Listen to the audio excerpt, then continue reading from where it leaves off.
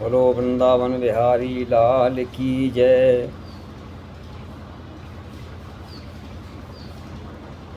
आगे की कथा आज मैं आपको सुनाता हूँ।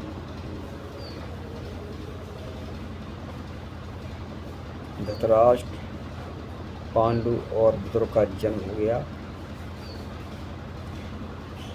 वेद व्यास के द्वारा। इसके बाद क्या होता है कि शोक सदन फिर से हुआ, सुख संपत्ति आगा हुए सयाने शीघ्र ही वे देवी अवतार। हुए सयाने शीघ्र ही वे देवी अवतार। भारत से उत्तर पश्चिम में गांधार देश कहलाता था। नीतिज्ञ नृपति गंधा जी का सुखमय साम्राज्य सुहाता था। उनकी बेटी गांधारी थी, शोभक्ता साधु प्रकृत बाली। सुंदरी सुशीला शांतमयी, शुचि भाव सौम्य सतव्रत वाली। दिन रात भजन आराधन कर, नाना साधन कर दिखलाए। प्रेम की प्रेम पुकारों पर सी अब डर दानी प्रगटाए।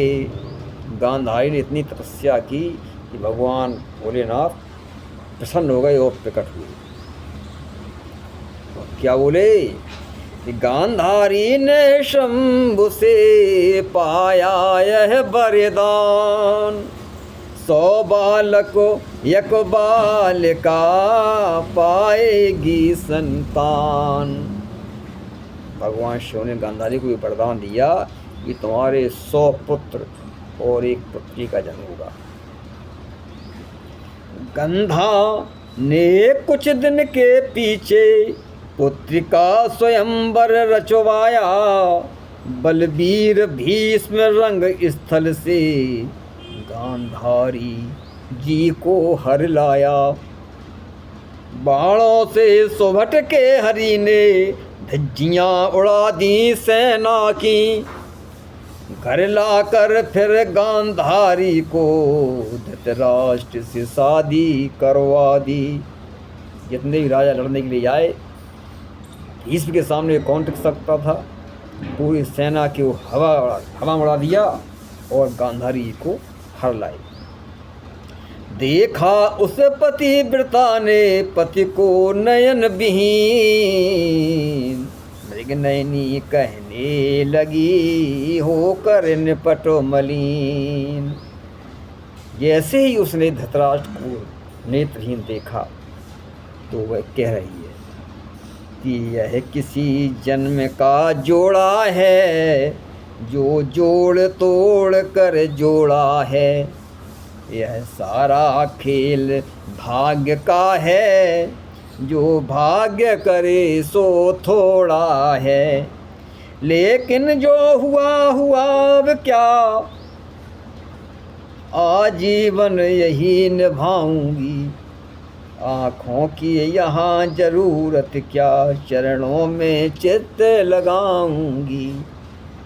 हे नेत्रों तुम भी इसी तरह आजीवन पति सा कष्ट सहो। जब स्वामी के हैं नेत्र बंद, तो तुम भी निस्दिन बंद रहो। ये कहकर के गांधारी ने अपनी आंखों पर पट्टी बांधी। अच्छा है आंखें बंद रहें तो सोना जगत दिखाएगा। केवल चरणों का ध्यान छोड़ चंचल चित कहीं न जाएगा। यही सोच कर देवी ने मूंदें अपने नयन। वही नयन आगे बने सिद्ध योग सुखोयन। गांधारी ने ये कहकर के अपनी आंखें बंद कर ली। बहनों यह पातिव्रत गति है जिस पर सारी गति निर्भर है। यह युक्ति सहित वह मुक्ति है जिस पर वह मुक्ति निछावर है। यदि पति को प्राण रूप समझो तो रहो सदा काया बनकर। यदि मानो उसे शरीर रूप तो चलो साथ साया बनकर। जीवन की डोरी उसी देव प्रियतम के हाथों पकड़ा दो। यदि तुम्हें सती तो सीखना है तो सतव्रत अपना दिखला दो। स्वामी को कांटा लग जाए अपनी चमड़ी खिंचवा डालो। स्वामी के फकत पसीने पर तुम अपना रक्त बहा डालो।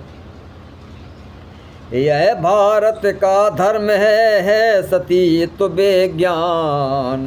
भारत रमणी के लिए यही आत्म विज्ञान।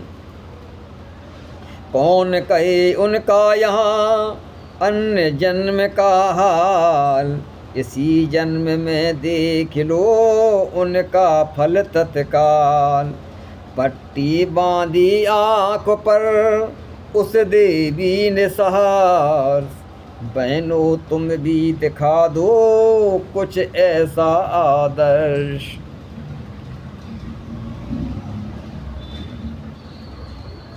कुंती देवी का हाल सुनो। शूरसेन की दुहिता थी और शूरसेन की कुंती भोज राजा से परम मित्रता थी।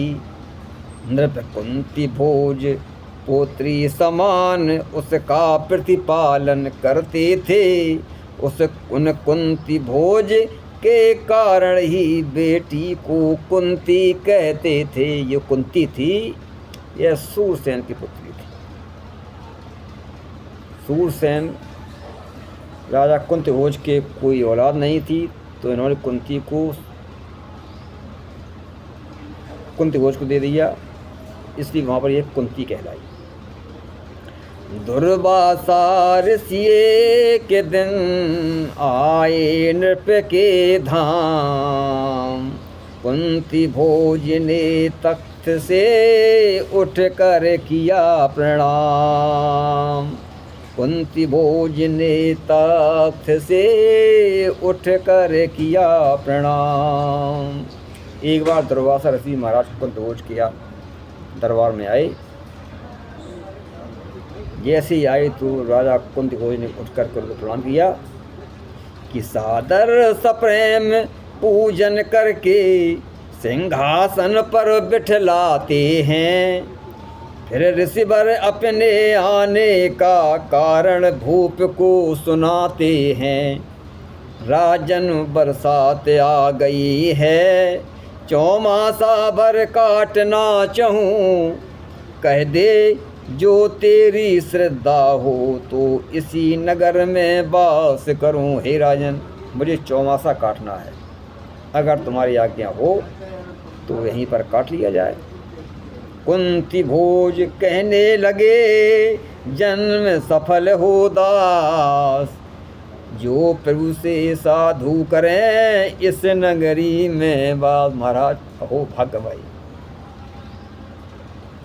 जिस जगह महात्मा संतों का एक बार कदम पड़ जाता है वह धाम स्वर्ग बन जाता है, वह नगर तीर्थ कहलाता है।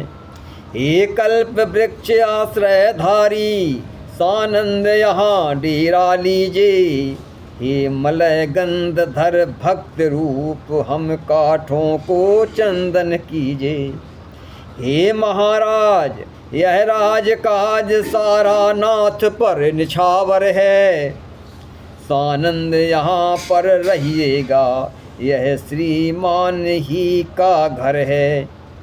मैं वंश सहित नौकर चाकर सारे सेवा में हाजिर हैं।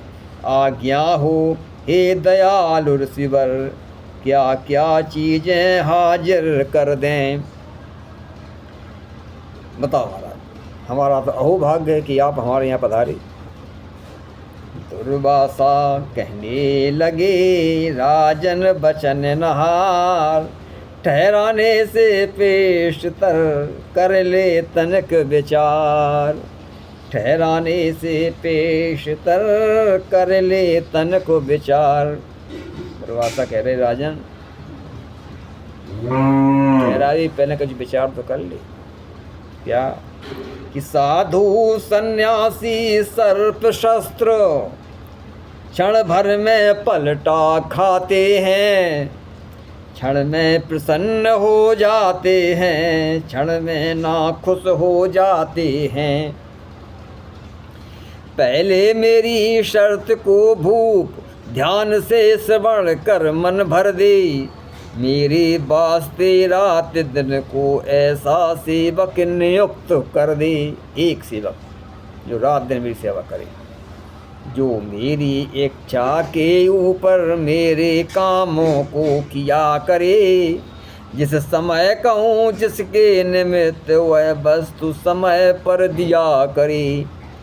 मेरी जब इच्छा आएगी तब ताजा भोजन पाऊंगा, यदि उसी समय वह दे न सका तो चला यहाँ से जाऊंगा। हमारी जब इच्छा हुआ कि मुझे भोजन चाहिए तब ही भोजन चाहिए, न मिलो तो हम गए। समझ गए नृप शर्त है न तन के आसान, यह कोई साधारण शर्त नहीं थी। राजा कुंती बोल इसको समझ गए। इस समझ गए नृप शर्त है न तन के आसान। 8 पैर की हाजिरी बेशक कार्य महान। 8 पैर की हाजिरी बेशक कार्य महान।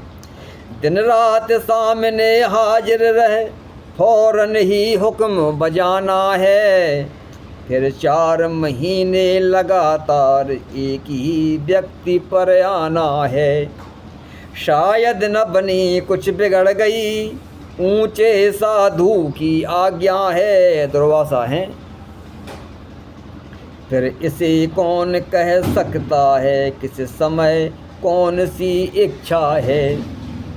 जो 8 पैर जागरण कर आलस निद्रा को जीत सके, उसके द्वारा दुर्वासा की बरसात यहाँ पर बीत सके। कुंती भोज के महल में जाकर किया बयान, किंतु महाव्रत के लिए दबे सभी के कान। जब राजा कुंती भोज ने महल में जाकर के अपनी बात बताई तो कोई इसके लिए तैयार ना हुआ। कि दुर्वासा ऐसे क्रोध मूर्ति, फिर 8 पैर की सेवकाई। उसकी फिर नहीं खैरियत है जिससे कुछ बात बिगड़ आई। रनबास दास दासी सारी जब सुनकर कान चुपाने लगे, तब कुंती भोज लज्जावश हो मन ही मन में शर्माने लगे। ना कुछ इतनी सी सेवा को कोई भी नजर न आता है।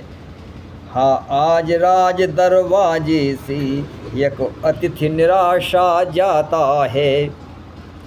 राजा का राजभार सारा संत के सामने ना कुछ है। यह देहदान और राजदान साधु के वास्ते ना कुछ है। इतने में कुंती लली बोली धैर्य बधाए, पिता तुम्हारी लाडली करे टहल हर्षाए। इतने में कुंती बोली, पिताजी आप निराश मत होइए, मैं करूँगी सेवा दुर्वासा ऋषि की। मैं 8 पैर सजग होकर ऋषि वर का हुक्म बजाऊंगी। जिस क्षण भर जो इच्छा होगी वह भोजन उन्हें कराऊंगी। निद्रालस्य स्वार्थ मद सब सेवा अग्नि में जलाऊंगी। उनकी आँखों में पुतली बन पुतली की तरह दिखाऊंगी। हे पिताजी, मैं उनकी सेवा करूंगी 8 प्रहर। ये जब किसी भी समय पर किसी भी वस्तु की मांग करेंगे हम उनको उपलब्ध कराएंगे। अस्तु महात्मा का लिया जब कुंती ने भार, 4 मास तक संत का किया पूर्ण सत्कार। कुशल पूर्वक जब हुआ चतुर्मास का अंत, तब प्रसन्न हो देवी ने बोले अवधर संत। तब प्रसन्न हो देवी से बोले अवधर संत। आज के लिए इतना ही। सियापत रामचंद्र की जय। हमारे आप चैनल को सब्सक्राइब करें। धन्यवाद। जय श्री कृष्ण।